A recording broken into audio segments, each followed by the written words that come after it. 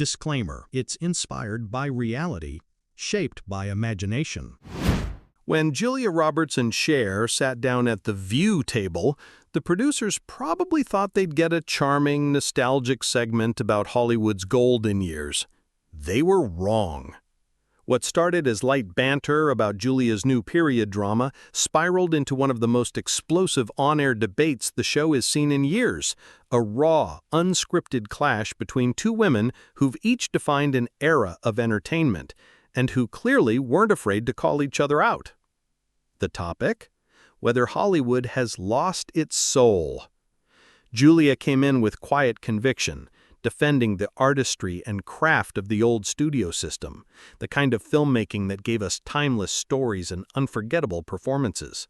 Cher came in swinging for the future, arguing that Hollywood isn't dying at all. It's finally opening its doors to voices that were shut out for decades. What happened next wasn't polite disagreement. It was generational lines drawn in real time, a clash of values, a battle of receipts. One side saying, "We've lost something beautiful," the other saying, "We're finally gaining what we should have had all along." And in between, tense silences, audience gasps, a walk-off that nobody in the studio saw coming. By the end of it, social media had exploded. Hashtag Team Julia and hashtag Team Cher were trending within hours.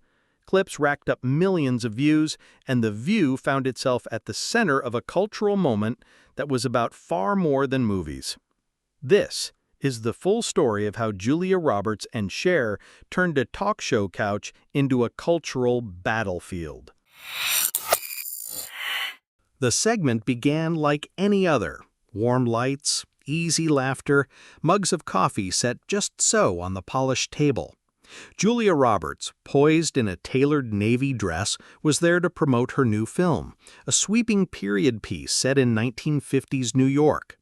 Cher, draped in black sequins and leather boots, had been invited as a surprise guest to talk old Hollywood. The audience was eating it up. Sarah Haynes opened with a softball question about the film's costumes. Julia's eyes lit up. "We wanted everything authentic," she said. "The texture, the detail. Back then, movies were events. They were crafted to last for decades, not just a weekend at the box office." Cher nodded, but her smile was faint. "Sure," she said. "But that was also an era when a lot of people didn't get to tell their stories. Authenticity for who? We have to be honest about that." The air shifted just slightly. Julia's tone stayed measured. "I agree, there were limitations, but the artistry, the discipline, the collaboration, those things are worth preserving. I worry we've traded too much of that for fast content and algorithms." Cher tilted her head. "Or maybe we've just traded your version of Hollywood for one that includes everyone." The audience made a low "ooh" sound. Sunny Hostin leaned forward as if she could already sense where this was going. Julia's brows arched, not in anger, but in that subtle way that says, "I heard that, and I'm not letting it slide." "I'm not against inclusion," she said carefully. "I'm against losing the craft that made Hollywood magical. It's not about keeping people out, it's about holding on to standards that make the work timeless." Cher didn't miss a beat. "But whose standards? The ones set by a handful of studio heads in suits?" Laughter rippled through the audience, but it was the kind of laughter that comes with tension, not comfort. Whoopi Goldberg, sensing the shift, tried to mediate. "So you're both saying there's value in honoring the past and embracing the future?" Julia smiled politely.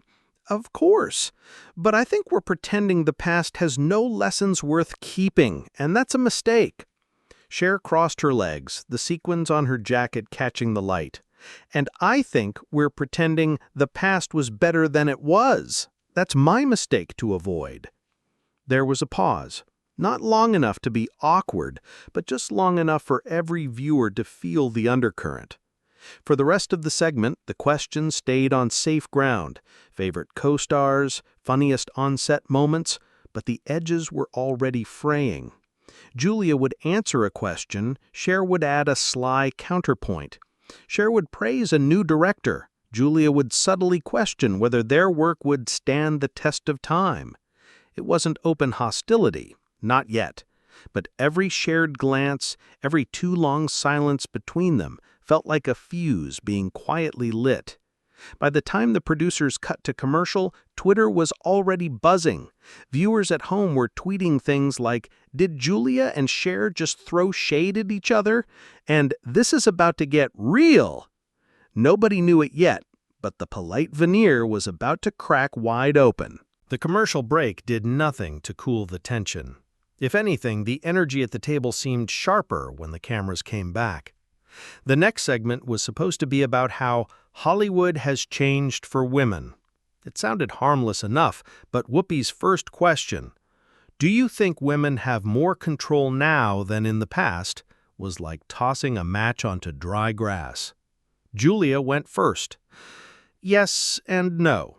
We've made progress, absolutely, but in some ways, I think women today face a different kind of pressure. Back then, your job was to do the work and let it speak for itself. Now, it's not enough to act. You have to constantly perform yourself on social media, sell your brand, and be a spokesperson for every cause under the sun.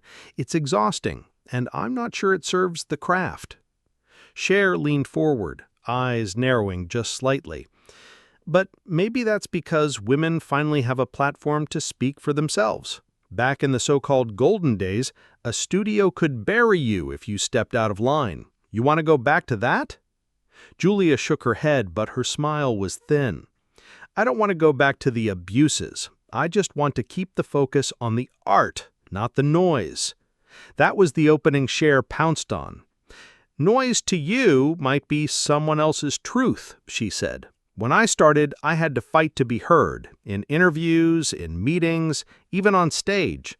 Now, young women can talk directly to millions without going through a gatekeeper. That's power. That's progress. And frankly, I'm glad the old Hollywood is dying. The audience clapped, but Julia wasn't finished.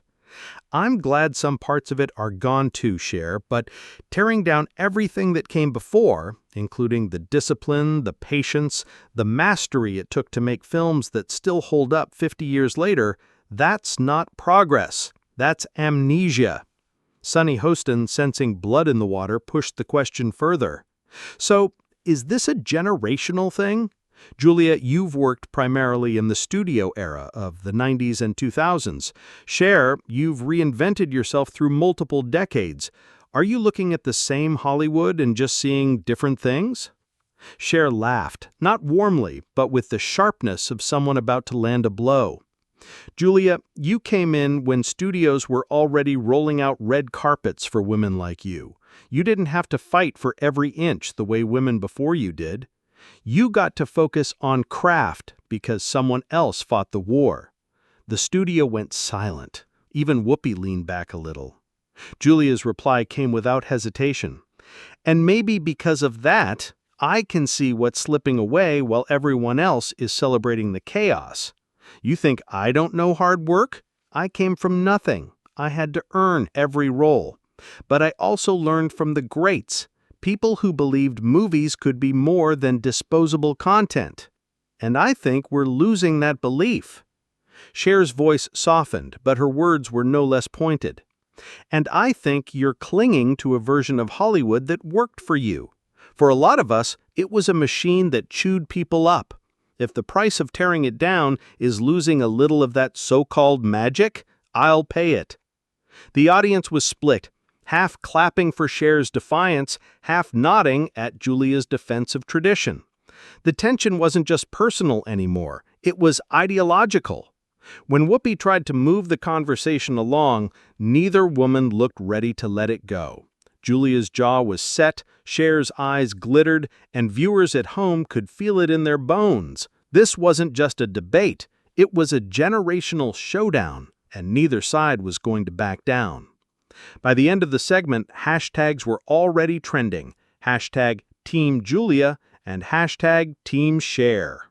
And the next segment would push one of them over the edge. The table had already been buzzing, but it was Joy Behar who lit the real fuse. She leaned in with that sly, knowing grin and said, "Well, it sounds like Julia's saying Hollywood used to be better and Cher's saying it's better now. So which one of you's wrong?" The studio audience laughed nervously, but both women stayed dead serious. Julia's voice was steady but low. "It's not about right or wrong, Joy. It's about what we value. I value movies that make you feel something, that stay with you. Now it's about churning out content to feed an algorithm. You can't tell me that's the same thing." Cher didn't wait a beat. "Julia, you sound like those guys who complain about music after the Beatles broke up. Things change. It's not worse, it's just different. And by the way," she paused, leaning forward, "for a lot of women and people of color, the good old days weren't that good. You talk about magic like it was free. It wasn't. It was paid for by people who never got credit." Julia's lips parted in disbelief. "Cher, I'm not erasing anyone's struggle. I'm saying the craft mattered more. The stakes were higher. People didn't have 10 takes and digital fixes to hide behind. You had to show up and be brilliant where you didn't last." The audience clapped, but Cher wasn't finished. She pointed a manicured finger and said, "And maybe some of us had to be brilliant and fight tooth and nail just to be in the room. You got to be America's sweetheart. I had to be called a novelty act for a decade before people took me seriously."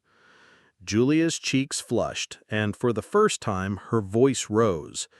"Do you think I didn't have to fight? You think everything was just handed to me because of a smile?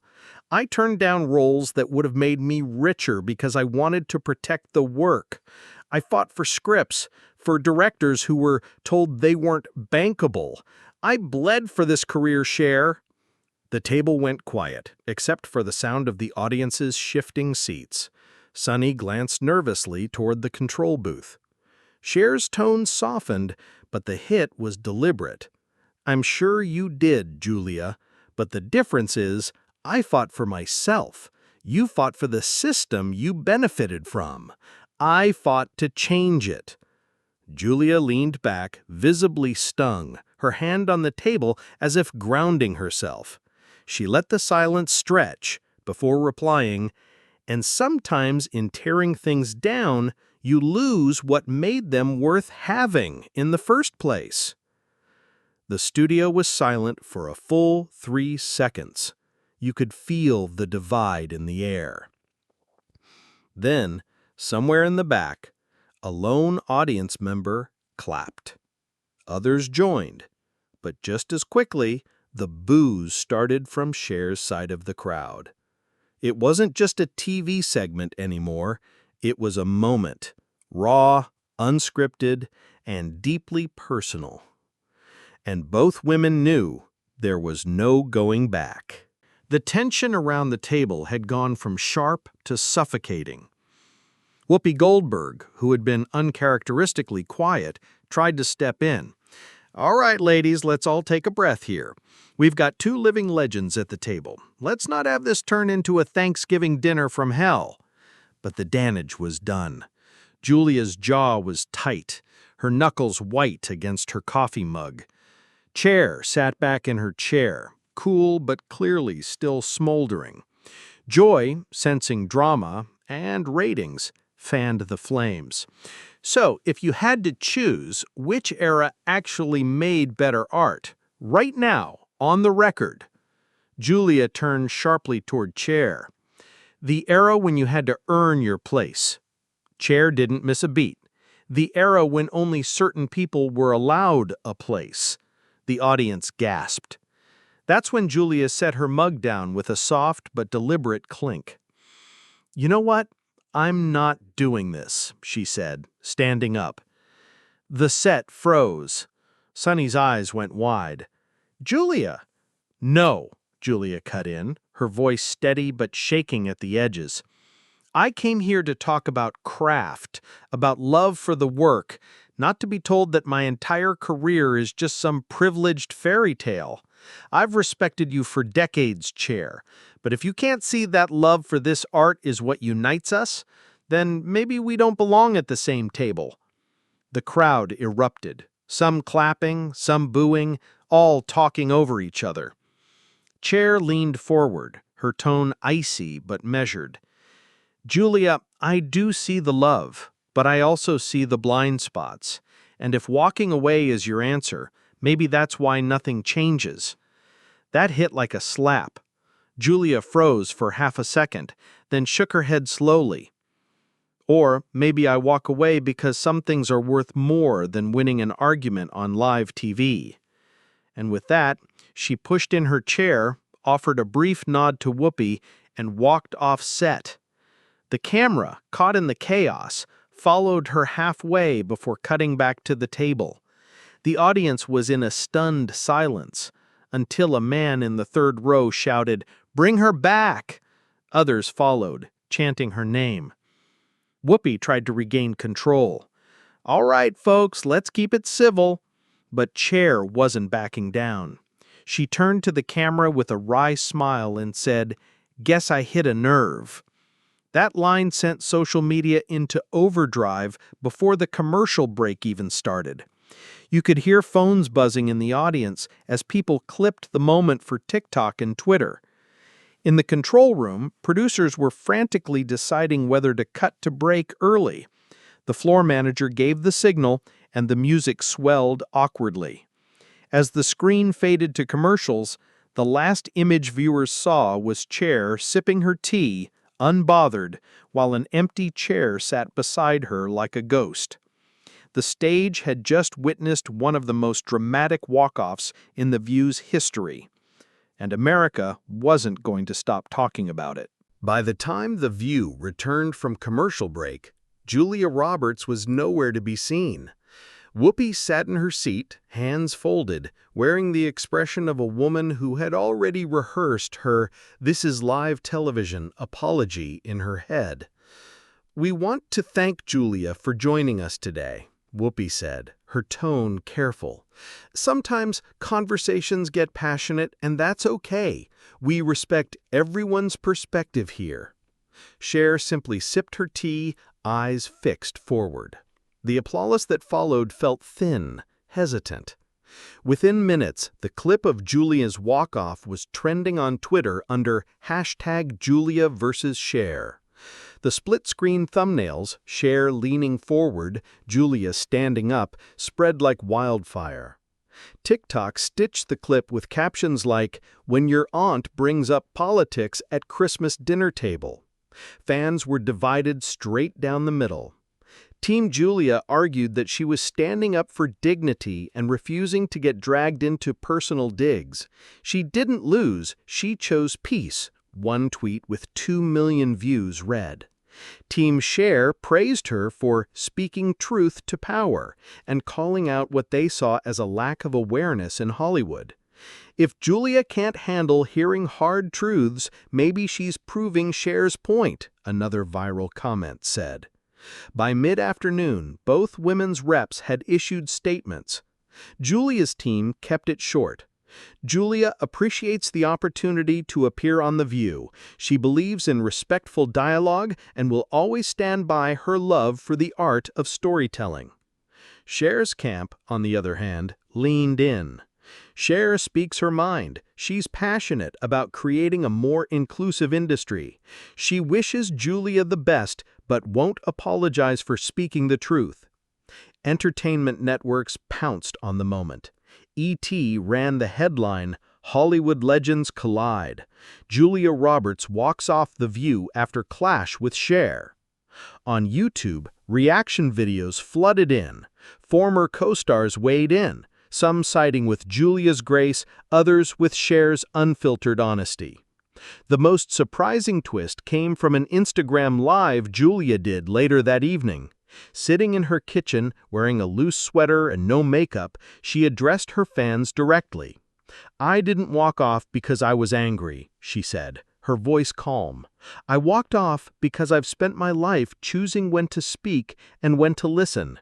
Sometimes the best way to keep a conversation going is to leave the room before it becomes a fight. I have nothing but admiration for Cher's career, but I also believe kindness and respect are part of our legacy as artists. An hour later, Cher posted a short tweet. "I respect Julia, always have, but we're not going to change Hollywood if we keep the hard conversations polite enough to make everyone comfortable." Neither woman deleted a word. By the end of the week, late-night hosts were making jokes about the View cage match, and online polls were tallying public opinion like it was an election. But beyond the memes and hashtags, something deeper lingered. Two icons, two visions for the same industry colliding in a moment that exposed generational divides in real time. And whether you were Team Julia or Team Cher, one thing was certain: no one would forget the day America watched two queens of Hollywood sit at the same table and walk away on very different terms.